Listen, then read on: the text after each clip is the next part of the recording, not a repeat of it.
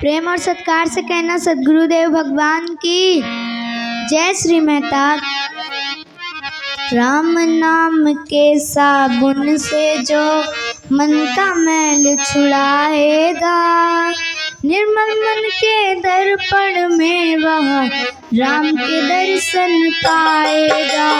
राम नाम के साबुन से जो मन का मैल छुड़ाएगा, निर्मल मन के दर्पण में वह राम के दर्शन पाएगा।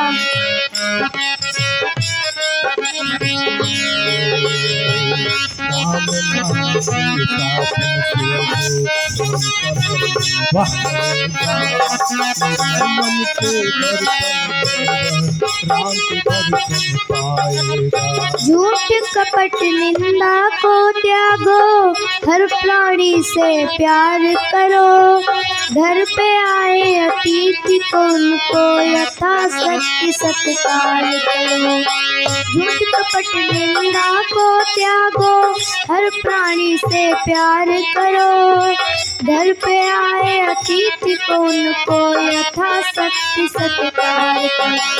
पता नहीं किस रूप में आकर नारायण मिल जाएगा, नाम नारायण मिल जाएगा। निर्मल मन के दर्पण में वह राम के दर्शन पाएगा। पता नहीं किस रूप में आकर नारायण मिल जाएगा। निर्मल मन के दर्पण में वह राम के दर्शन पाएगा।